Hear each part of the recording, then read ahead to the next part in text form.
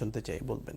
আলহামদুলিল্লাহ, আল্লাহ রাব্বুল আলামিন যেমনিভাবে কুরআনের মধ্যে নামাজের গুরুত্ব বর্ণনা করেছেন, রোজার গুরুত্ব বর্ণনা করেছেন, হজ এবং যাকাতের গুরুত্ব বর্ণনা করেছেন, ঠিক এমনিভাবে আল্লাহ রাব্বুল আলামিন মানুষ হিসেবে মানবের সেবার ব্যাপারে অত্যন্ত জোরদারভাবে আল্লাহ রাব্বুল আলামিন তাকিদ করেছেন। পবিত্র কালামুল্লাহ শরীফের অসংখ্য আয়াত থেকে যদি একটা আয়াত আমরা শুনি, আল্লাহ রাব্বুল আলামিন বলেন, কুনতুম খায়রা উম্মাতিন উখরিজাত লিন-নাস তা'মুরুনা বিল মারুফি ওয়া তানহাউনা আনিল মুনকার। আল্লাহ রাব্বুল আলামিন বলতেছেন, হে দুনিয়াবাসী, তোমরা হলে সর্বশ্রেষ্ঠ জাতি। কেন? কারণ তোমরা মানুষকে সৎ কাজের আদেশ এবং অসৎ কাজ থেকে বাধা প্রদানের মাধ্যমে তোমরা সামাজিকভাবে সমাজে একটা কল্যাণকর মঙ্গলজনক একটা সমাজের পরিস্থিতি তোমরা কায়েম করবে। অন্য হাদিসের মধ্যে আল্লাহ রাসূল সাল্লাল্লাহু আলাইহি সাল্লাম বলেন, কেউ যদি কোনো মুমিন ব্যক্তিকে সাহায্য করে, স্বয়ং রব্বুল আলামিন আরশ থেকে ওই ব্যক্তিকে সাহায্য করবে এবং কিয়ামতের ময়দানেও আল্লাহ রব্বুল আলামিন তাকে সাহায্য দান করবে। অন্য হাদিসের মধ্যে, মুসলিম শরীফের মধ্যে আল্লাহ রাসূল সাল্লাল্লাহু আলাইহি ওয়াসাল্লাম বলেন যে আল্লাহ রব্বুল আলামিন মুমিন ব্যক্তিকে ওই পর্যন্ত সাহায্য করে থাকেন যতক্ষণ পর্যন্ত মাকানাল আবদু ফি আউনি আখিহি, যতক্ষণ পর্যন্ত সে তার কোনো মুমিন ব্যক্তির সাহায্য সহায়তা করে থাকে। এছাড়াও রাসূল সাল্লাল্লাহু আলাইহি ওয়াসাল্লামের অসংখ্য হাদিস থেকে আরেকটা হাদিস না শোনাইলে নয়, রাসূল পাক সাল্লাল্লাহু আলাইহি ওয়াসাল্লাম বলতেছেন, ইরহামু মান ফিল আরদি ইয়ারহামুকুম মান ফিস সামা।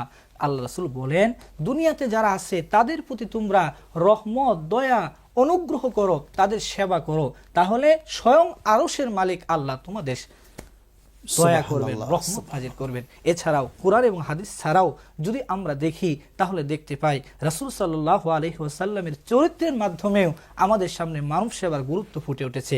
আবার ভাইজান বলেছেন হিলফুল ফুজুরের কথা, আমার রাসূল পাক সাল্লাল্লাহু আলাইহি ওয়াসাল্লাম মানব সেবার এমন একটা দৃষ্টান্ত রেখেছিলেন যে নবুয়ত জাহের হওয়ার আগেও সমস্ত আরববাসীরা তার মানব সেবায় সন্তুষ্ট হয়ে তাকে আল আমিন ঘোষণা দিয়েছিলেন। প্রিয় এবং মাহাত্ম্য নিয়ে মোহতারাম মাওলানা জুবায়ের আহমদ, আবারও আসতে চাই আপনার কাছে, মানব সেবার গুরুত্ব নিয়ে কোরআন সুন্নাহয় আর কি এসেছে যদি বলতেন আরো। ধন্যবাদ। আমি মানব সেবার গুরুত্বের ব্যাপারে একটা কোরআনের আয়াত থেকে তুলে ধরতে পারি।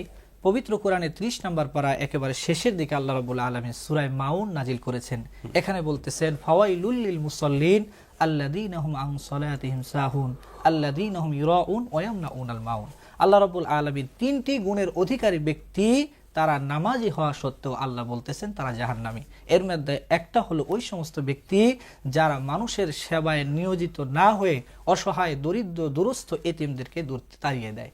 এ থেকে বোঝা যায় মানব সেবার গুরুত্ব অত্যন্ত অপরিসীম। এছাড়া বুখারী শরীফের একটি হাদিস আমি তুলে ধরতে পারি। আল্লাহ রাসূল সাল্লাল্লাহু আলাইহি ওয়াসাল্লাম বলেন, হাসরের ময়দানে আল্লাহ রাব্বুল আলামিন বলবেন, বান্দারে, আমি তো ক্ষুধার্ত ছিলাম, আমাকে তুমি খাবার দিলে না। বান্দা বলবে, না ইয়া রাব্বুল আলামিন, আপনি আসমান জমিনের মালিক, আরশের মালিক, আপনাকে খাবার দেওয়ার ক্ষমতা কি আমার আছে? আল্লাহ রাব্বুল আলামিন বলবেন, কেন? তোমার কাছে একজন অসহায় ব্যক্তি, ক্ষুধার্ত ব্যক্তি খাবার চেয়েছিল, যদি তাকে খাবার দিতে, তার মাঝে আমি আল্লাহকে পেতে। তৃষ্ণার্ত ব্যক্তির ব্যাপারে একই কথা বলবে, অসুস্থ ব্যক্তির ব্যাপারে একই কথা বলবে।